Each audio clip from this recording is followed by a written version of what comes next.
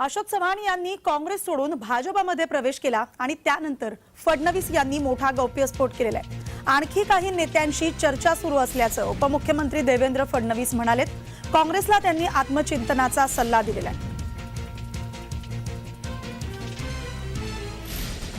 हे खरंच आहे की अजून काही नेते आमच्या सोबत चर्चेमध्ये आहेत।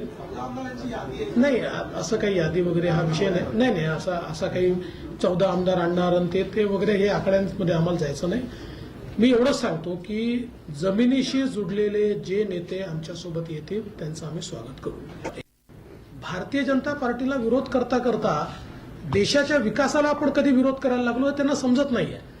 आणि मग जे नेते आहेत, सीझन नेते आहेत, ते ज्यावेळेस दृष्टिक्षेप टाकतात त्यावेळेस त्यांच्या लक्षात येतं की बाबा आपण काय करतोय, आपलं नेतृत्व काय करताय।